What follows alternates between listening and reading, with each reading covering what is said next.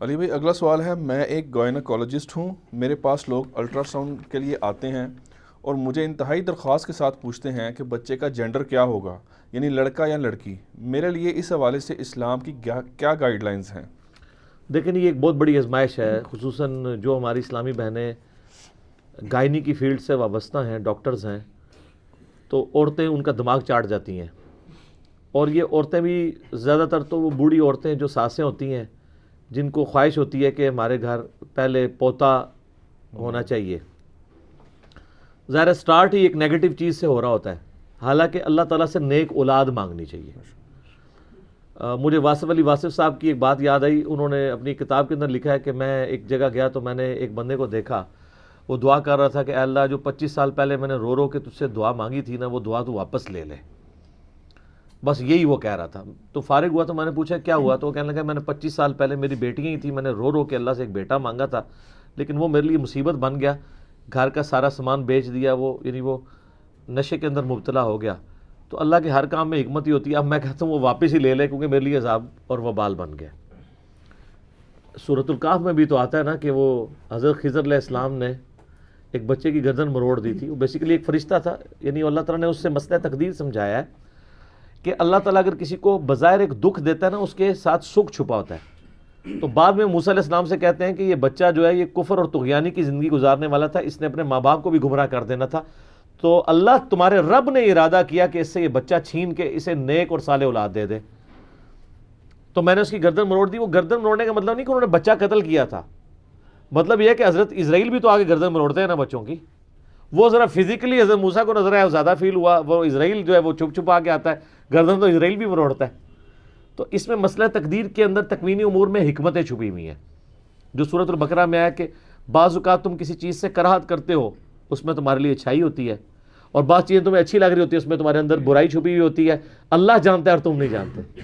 Doctor ذاکر اکثر ایک مثال دیتے ہیں نا کہ آپ کا بہت بڑا بزنس ہو اور آپ نے شام کی فلائٹ 6 بجے کی پکڑنی ہو، امریکہ جا کے آپ نے کسی ڈیلیگیشن سے ملاقات کرنی ہو اور اس سے آپ کو کروڑوں ڈالر کا فائدہ ہونے والا ہو، لیکن راستے میں آپ ٹریفک سگنل میں پھنس جائیں یا ٹریفک کی بندش کی وجہ سے لیٹ ہو جائیں، اور جیسے ہی آپ ایئرپورٹ پہنچیں تو آپ کو پتہ چلے کہ وہ فلائٹ نیو یارک کے لیے اڑ گئی ہے، تو آپ کہیں گے کہ میری زندگی کی سب سے بری خبر ہی یہی ہے، کیونکہ اب تو میں امریکہ پہنچ نہیں پاؤں گا، وہ ٹھیکہ کسی اور کمپنی کو مل جائے گا۔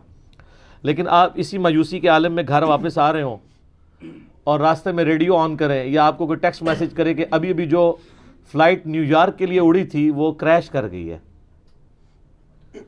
تو 5 منٹ بعد جو آپ کی زندگی کی سب سے بری خبر تھی نا، وہ زندگی کی سب سے اچھی خبر بن جائے گی کہ شکر ہے میں پہنچا تھا تو اڑ گئی تھی۔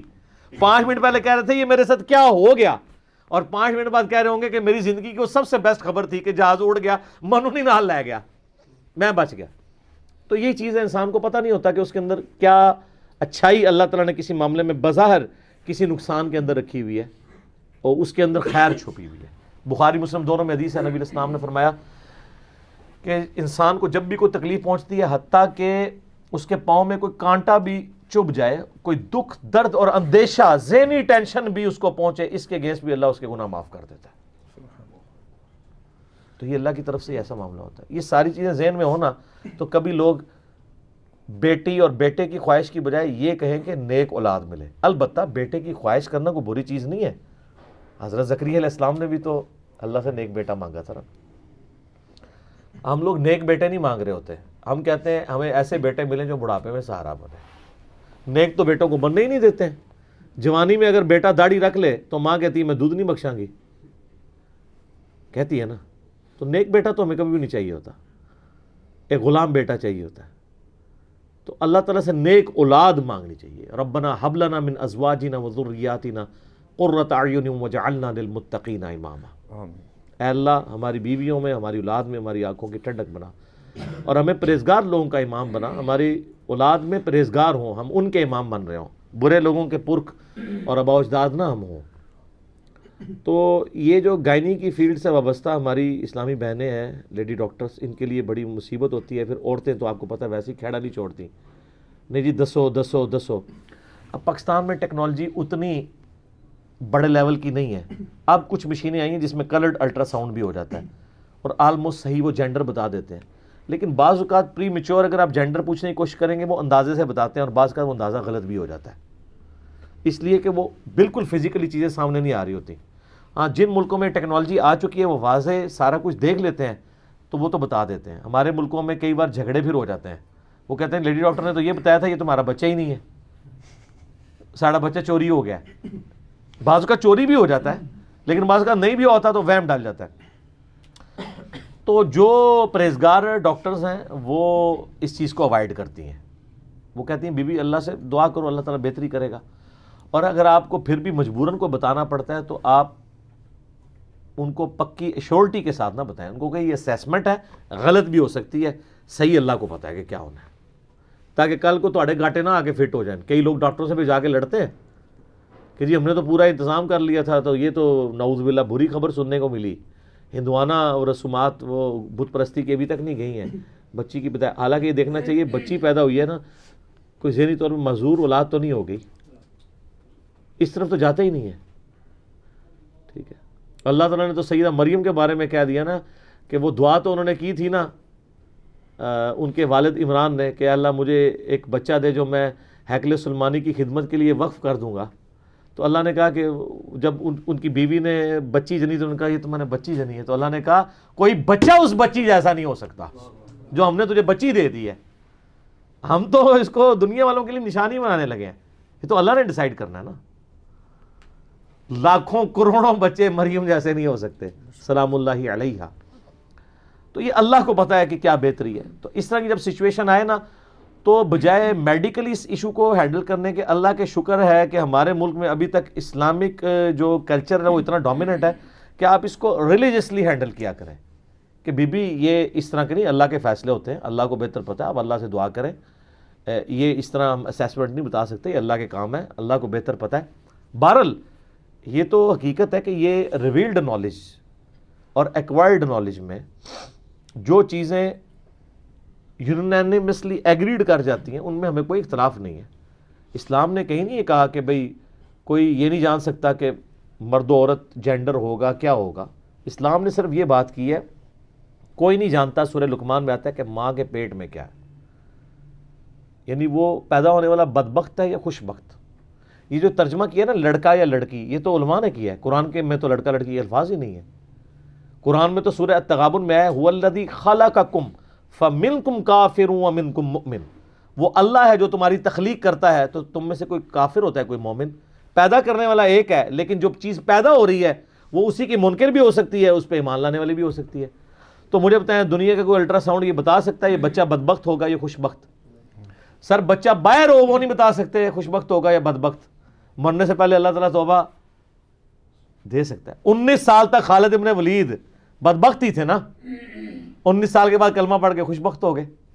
تو اللہ کو پتا تھا، اللہ کے ڈیوائن علم میں تھا نا کہ میں نے اس پیجن کو رومن اور پرشین امپائر کے اوپر مسلط کر دینا ہے اور ایک بت پرست کو اسلام کی دولت سے مشرف کر کے پوری دنیا کی کایا کلب کروا دینی ہے. تو اللہ کو پتا ہے نا. تو یہ اکثر لوگ پوچھ بھی رہے ہوتے ہیں کہ جی وہ تو یہ اللہ کا علم ہے، یہ کیسے کوئی مشینری سے پتہ چل سکتا ہے؟ مشینری سے فزیکل نالج، ہر فزیکل نالج مشین سے انسٹرومنٹ سے آپ حاصل کر سکتے ہیں. غیب کا علم نہیں جان سکتے. غائب کا علم یہ ہوتا ہے کہ جو فزیکل ڈومین سے باہر حواس خمسہ کو یوز کیے بغیر جو علم حاصل ہو جائے، تو وہ کون کر سکتا ہے؟ کس کا دعویٰ ہے؟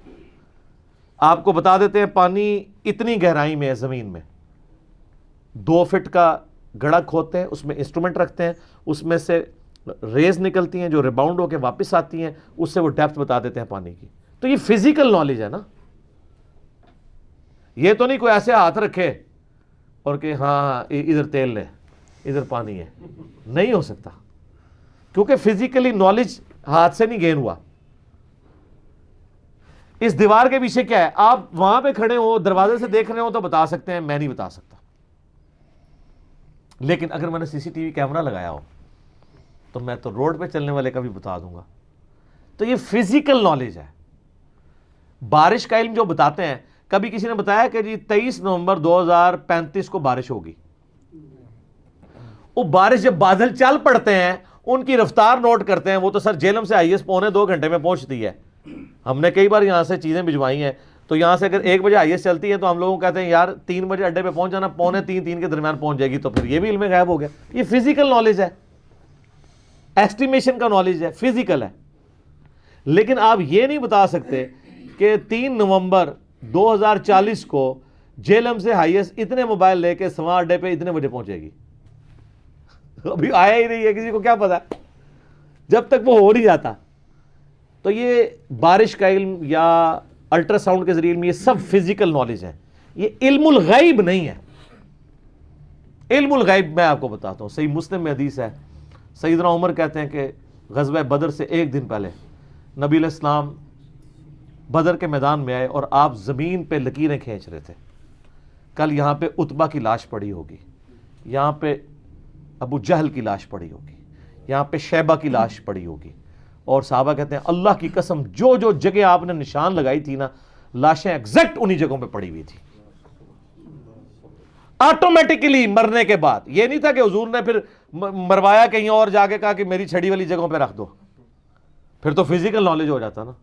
یہ ہے علم الغیب جو اللہ صرف پیغمبروں کو دیتا ہے. سورہ آل عمران کی آیت نمبر 179 ہے کہ اللہ کی یہ شان ہی نہیں کہ کسی غیر پیغمبر پر غیب کی اطلاع دے، ہاں اپنے رسولوں کو دیتا ہے. تمہارا کام ہے اللہ اور اس کے پیغمبروں پہ ایمان لاؤ. اللہ اور بندوں کے درمیان غیب کے علم کا تعلق صرف پیغمبروں کے ساتھ ہے، غیر نبی کے ساتھ نہیں ہے. خواب کا ایک سلسلہ ہے، وہ بھی جب تک اسٹیبلش نہیں ہوتا آپ بتا نہیں سکتے، اسیسمنٹ ہی ہوتی ہے نا.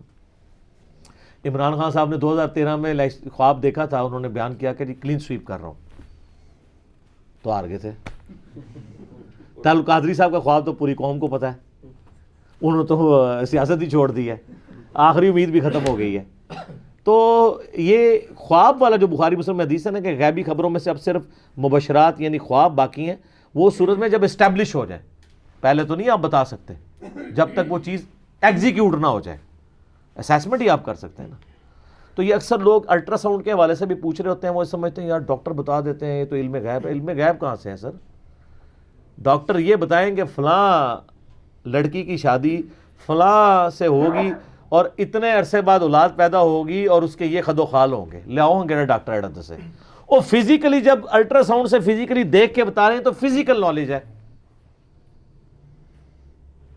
اور جو چیز فزیکل نالج میں آتی ہے وہ acquired knowledge, the knowledge obtained through observation and experiment سے حاصل ہو جاتی ہے. اور جو فزیکل ورلڈ کی چیز نہیں ہے وہ آپ کے سامنے بھی ہو آپ کو نظر نہیں آئے گی. یہاں فرشتے موجود ہیں نا ہر بندے کے ساتھ، لائیں کوئی ڈیٹیکٹر جو ڈیٹیکٹ کرے.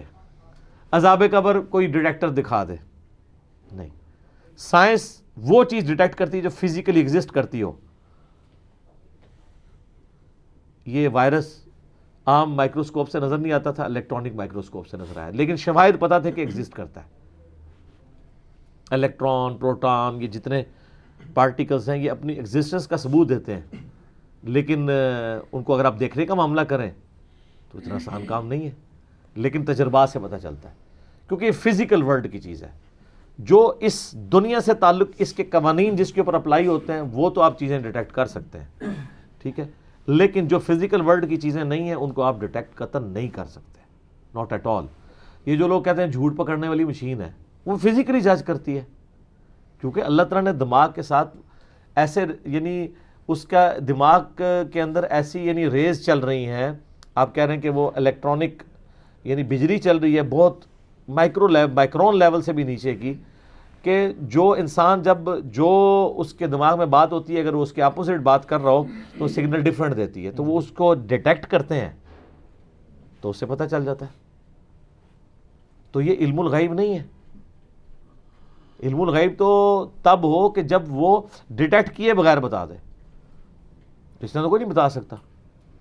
تو یہ جو زمین میں پانی یا تیل سب کچھ، اور سر یہ جن بزرگوں کے بارے میں آپ کا کلیم ہے نا کہ وہ نیچے نگاہ مارتے تھے تو جناب ساتوں زمین تیل بھی کراس ہو جاتا سی، ٹھیک ہے، 200 سال پہلے ہی سر ایڈون نے دریافت کیتا ہے، کسی بزرگ نے نہیں دریافت کیتا، ٹھیک ہے جی.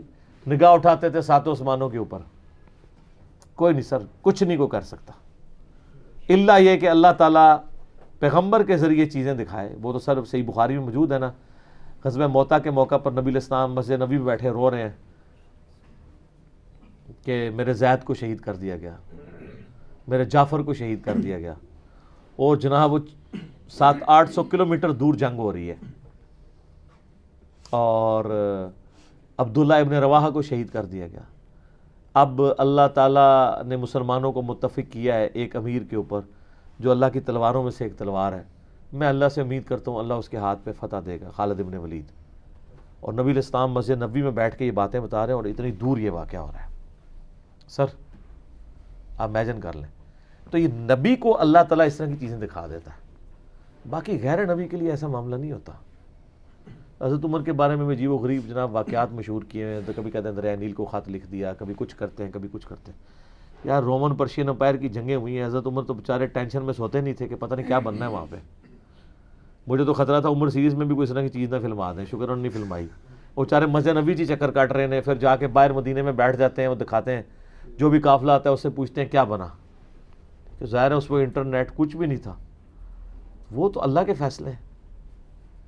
تو اس طرح کوئی گائنی کی فیلڈ میں آپ سے کوئی پتہ کرے تو اس کو یہ ساری چیزیں بتائیں. اس کے بعد اگر مجبوراً بتانا بھی پڑے تو یہ حرام نہیں ہے, لیکن اسیسمنٹ کے ساتھ بتائیں.